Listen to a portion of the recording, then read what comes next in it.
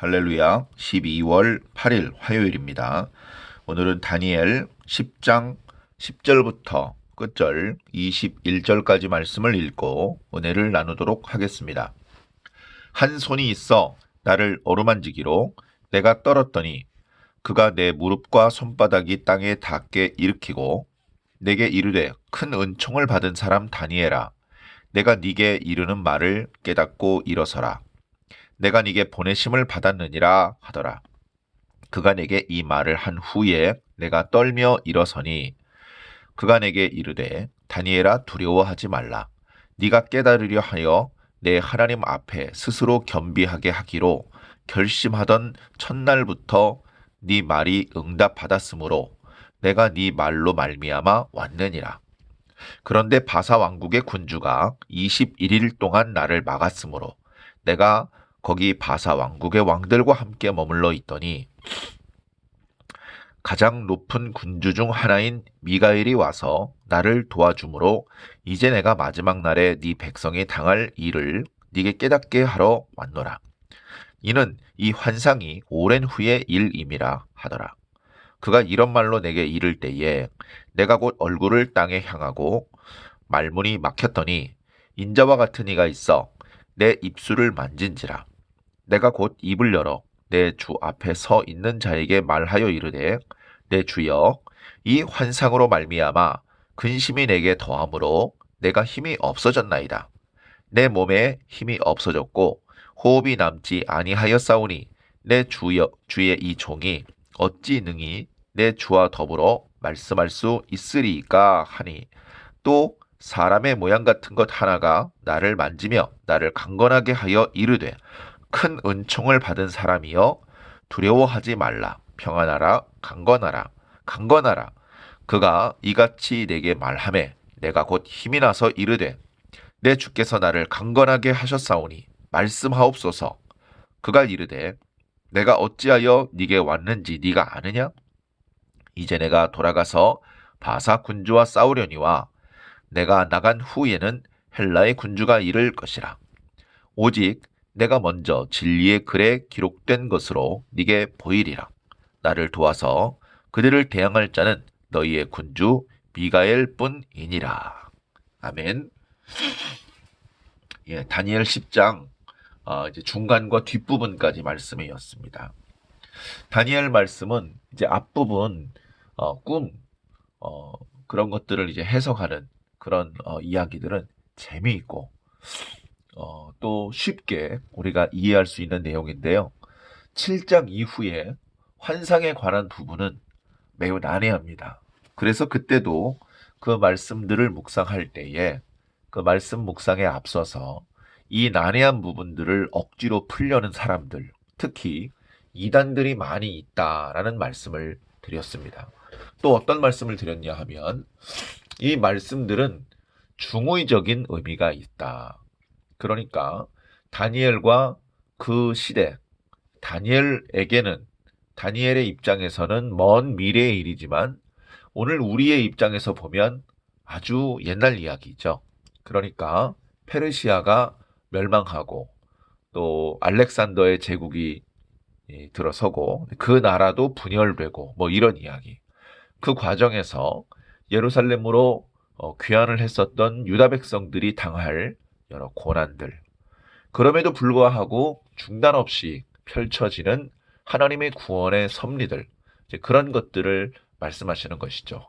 그런데 그렇게 하나님의 백성들을 괴롭히는 악의 세력들, 그리고 그 악의 세력들을 대항하여서 하나님의 백성들을 위해서 싸워주시는 하나님, 그래서 결국 구원받고 보존되고 계속해서 인류를 구원하시려는 하나님의 구원 프로젝트가 중단 없이 가동되고 그런 것들은 이제 그렇게 뭐 페르시아 왕국, 헬라 왕국 그 시대에 되었던 일만이 아니고 그 이후에 로마 또 예수 그리스도께서 오신 이후에 오늘날까지 수천 년에 걸쳐서 다양한 역사들이 펼쳐졌죠.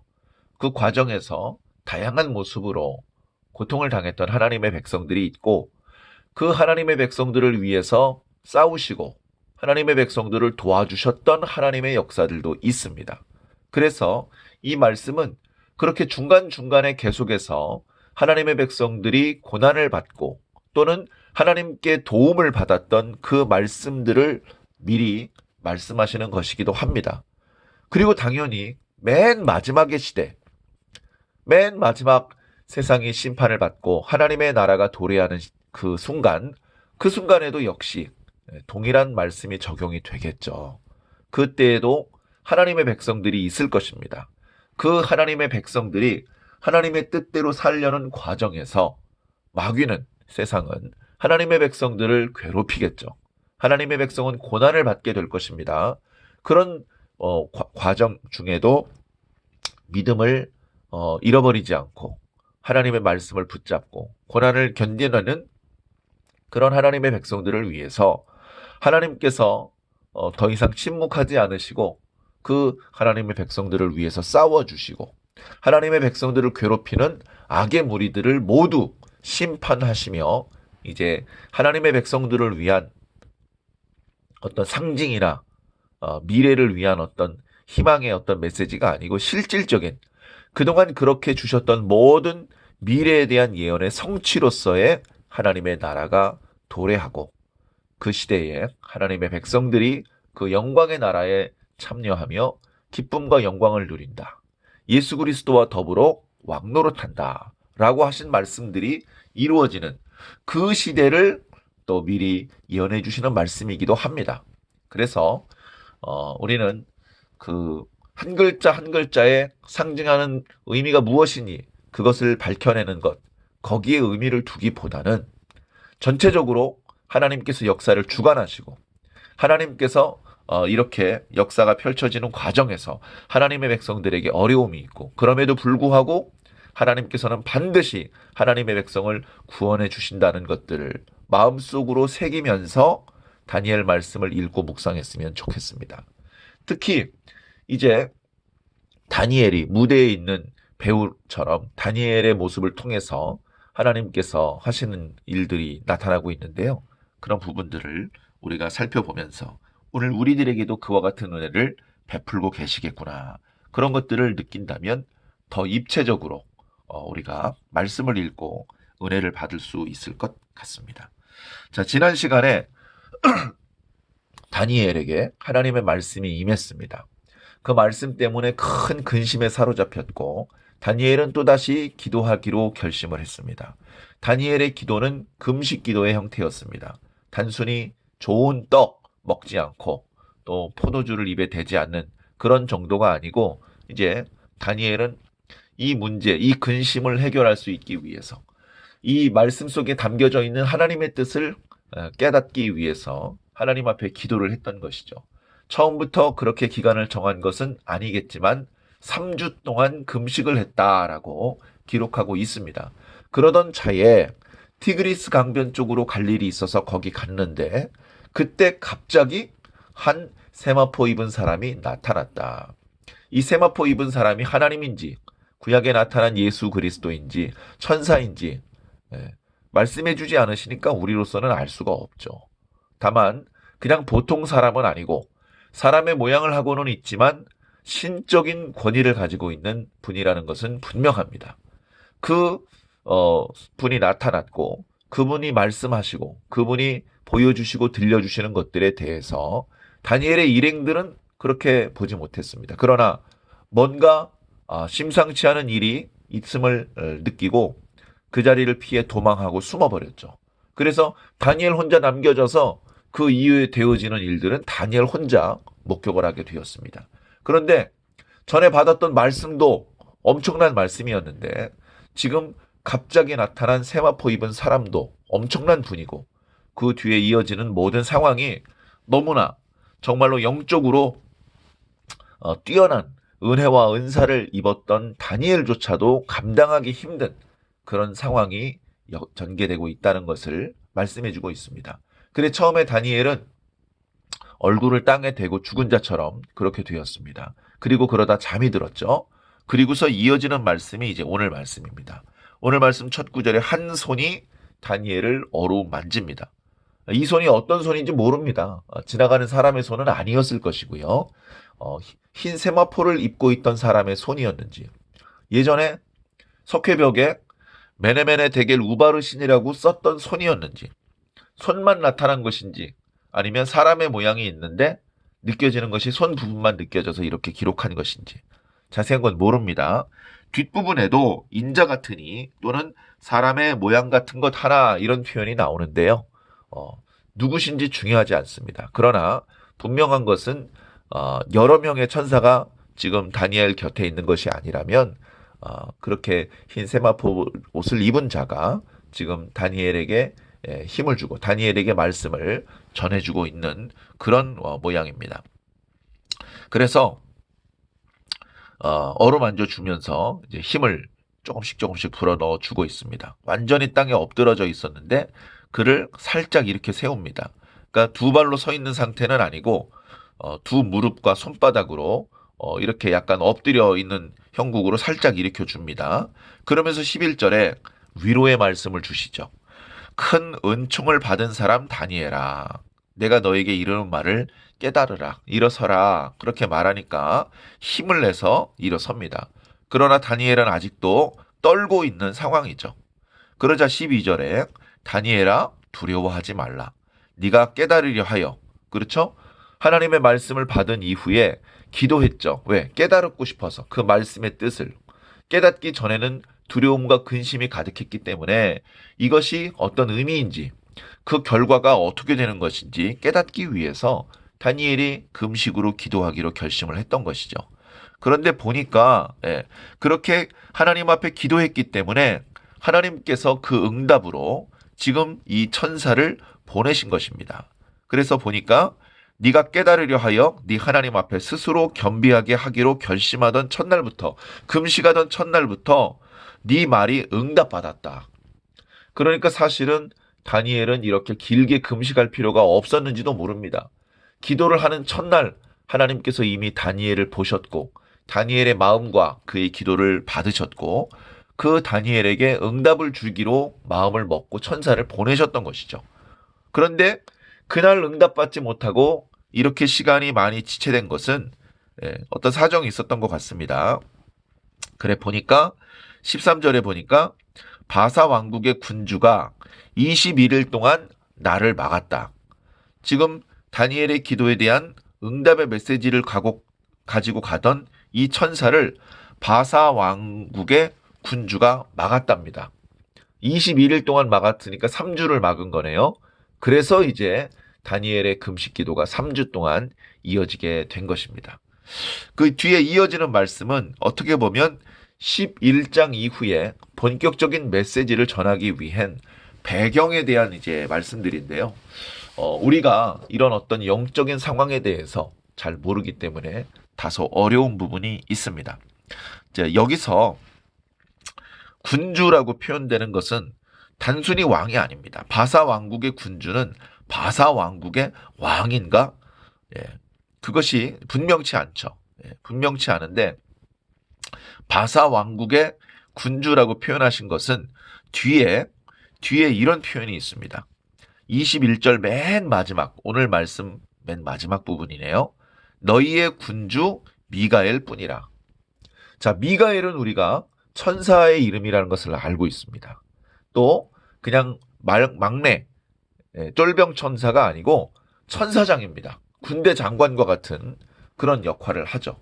그런데 이 군대 장관은 누구를 돕고 누구를 지키기 위한 군대 장관이냐 하면 하나님의 백성, 유다 백성들을 지키기 위한 군대 장관입니다. 그래서 너희의 군주 미가엘이라고 표현했습니다.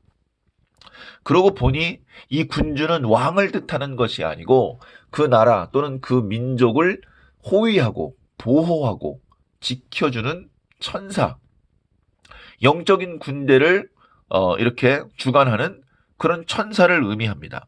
그런데 그 천사가 하나님의 백성 유다에게만 있는 것이 아니고 보니까 바사에도 있고 헬라에도 있고 그러면 과거에도 있었고 미래에도 오늘날에도 어쩌면 있는 것인지 모르겠네요.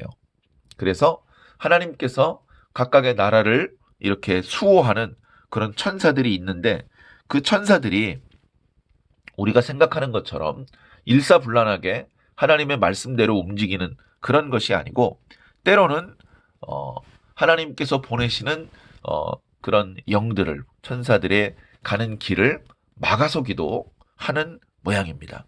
자, 그런 상황이라서 21일 동안이나 지체가 되었죠.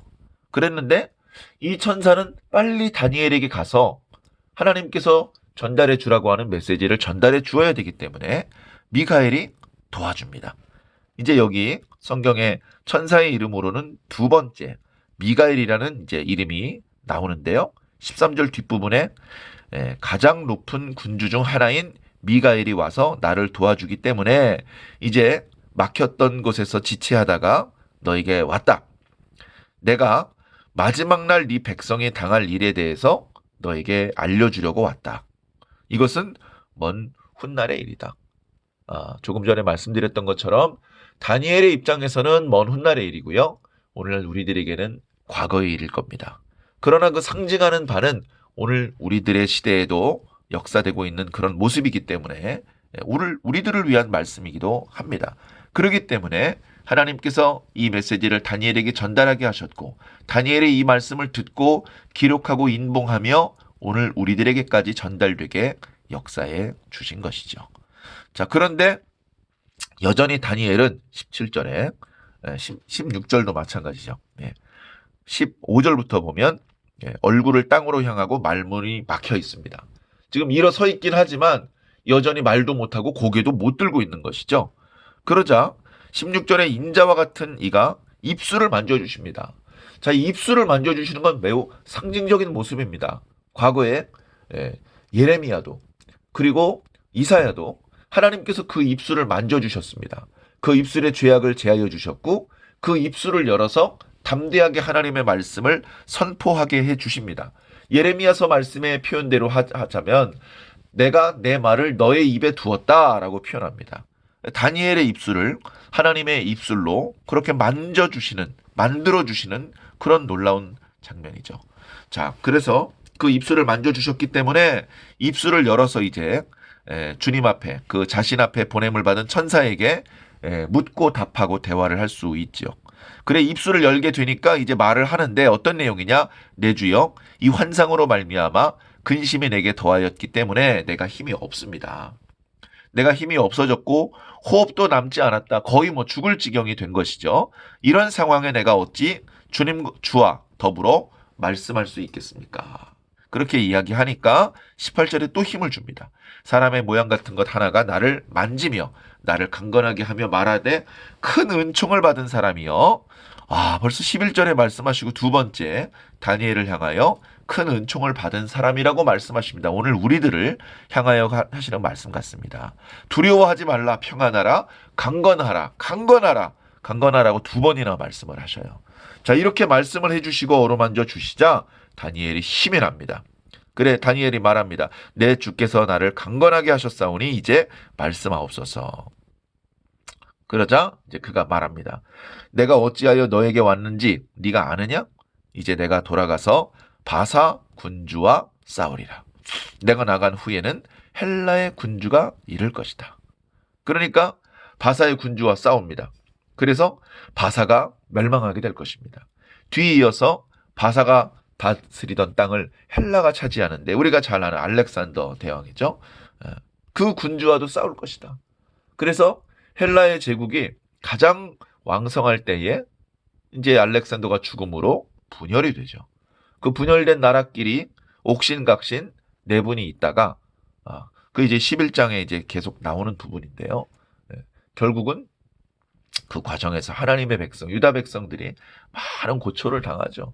그 과정에서 그러니까 세상적인 어떤 유익을 얻으려고 전쟁을 일으킨 사람들이 자신이 원하는 것을 얻지 못했을 때 유다를 지나가면서 엄청나게 유다 백성들을 괴롭히고 그들의 신앙을 아주 못하게 그렇게 하는 그런 슬픈 과정이 있었습니다. 그런 말씀들을 이제 주시는 것이죠. 자, 21절에 보니까 오직 내가 먼저 진리의 글에 기록된 것으로 너에게 보일 것이다. 진리의 글, 구약 성경도 아니고요. 그렇다고 무슨 생명책도 아니고요. 그러나 하나님께서 역사를 주관하시는 하나님의 뜻, 하나님의 계획이 이미 서 있는 것이죠. 그래서 하나님께서 일하실 그 계획에 대해서 너에게 보여준다라고 말하고 있습니다. 자, 오늘 말씀을 통해서 오늘 말씀은 어떻게 보면 11장의 말씀을 전해주시기 위한 준비 작업입니다. 내가 어떤 과정 중에 왔다. 그리고 네가 지금 이렇게 약해져 있는데 내가 너를 강하게 해주어서 결국 이 말씀을 듣고 깨닫게 해주겠다. 이런 말씀인데요. 이 말씀을 통해서 우리가 여러 가지를 또 생각해 볼 수 있겠죠. 하나님께서 다니엘을 부르십니다.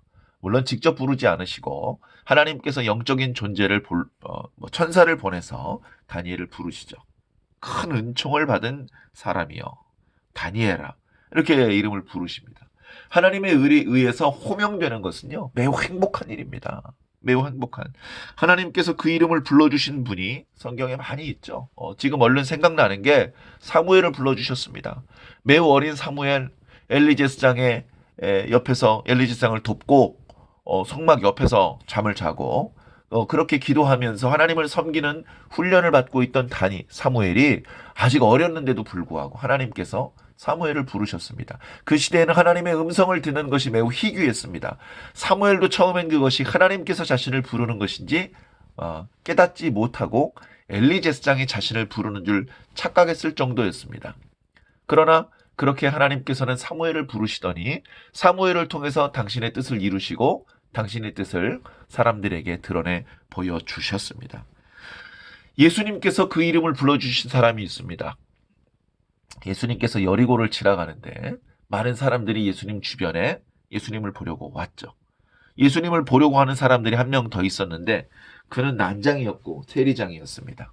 사람들이 미움을 사서 사람들 틈에 예수님 가까이 갈 수가 없었기 때문에 뽕나무 위에 올라가서 멀찍이서 예수님을 좀 내려다 보려고 했습니다. 웬일인지 예수님께서 그 뽕나무 쪽으로 다가오십니다. 뽕나무 바로 밑에까지 오시더니 뽕나무 위에 앉아있는 삭개오를 보시며 말씀하십니다. 삭개오야 내려와라. 내가 오늘 너의 집에 머물러야 되겠다라고 말씀하셨죠. 삭개오는 깜짝 놀랐습니다. 내 이름을 어떻게 아시지? 또한 내 집에 머물러 주신다고 하니 너무나 또 기뻤던 것이죠. 하나님께서는 당신이 사랑하는 자의 이름을 아십니다. 양들은 목자의 음성을 알고 목자는 양들의 이름을 안다고 하셨습니다. 그렇게 우리의 이름을 이미 알고 계신 주님께서 우리의 이름을 불러주시는 것은 매우 감격스럽고 행복한 일이죠. 하나님께서는 우리 한 사람 한 사람의 이름을 반드시 불러주실 것입니다. 또한 다니엘이 하나님의 뜻을 깨닫기 위해서 기도했죠. 스스로 겸비하기로 결심했습니다. 금식을 했습니다. 그 기도를 다 끝난 다음에 응답을 주시는 것이 아니고요. 기도가 시작되었을 때 답을 주시는 분입니다. 놀라우신 하나님의 은혜죠. 우리는 기도를 해도 하나님께 응답이 없습니다. 응답이 없는 것처럼 느껴집니다. 그래서 우리는 우리가 다니엘 같은 수준이 아니라서 그런가 봐. 이제 그런 식으로 생각을 할 때도 있습니다. 그러나 하나님께서는 우리의 모든 기도를 들으시는 분이며 반드시 응답하시는 분입니다. 물론 그 응답에는 예수도 있고 노우도 있고 웨이트도 있고 침묵도 있습니다. 근데 그 모든 것들이 사실은 우리의 기도에 대한 응답인 것이죠. 우리가 기도한 이후에 계속해서 깨어있지 못해서 하나님께서 응답하신 것을 못 느끼기도 합니다.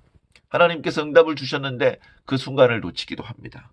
그러나 하나님께서는 반드시 우리의 기도를 듣고 응답해 주시는 분이라는 것을 믿으시고 이제 기도할 때에는 그 기도가 응답되는 것까지도 살필 수 있는 그런 깨어있는 영성의 소유자가 되시기를 바랍니다. 하나님께서는 신실하신 분입니다. 성실하신 분입니다. 힘을 주시는 분입니다. 그런 하나님께서 당신의 뜻을 알려주시는 것입니다. 당신께서 가지고 계신 계획을 꽁꽁 숨겨두고 비밀리에 아무도 모르게 그리고 세상에 짠 펼치시면 어느 하나님의 백성이 그것을 믿을 수 있겠으며 준비하며 예비하고 피할 수 있겠습니까?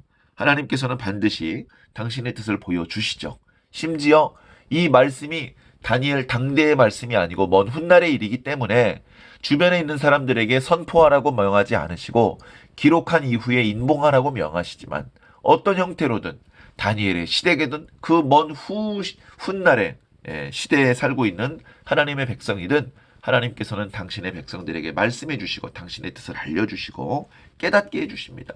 그로 말미암아 겸손하게 하시고 준비하게 하시고 하나님의 재앙을 피하여 하나님의 구원을 입을 수 있도록 길을 열어주시는 것이죠.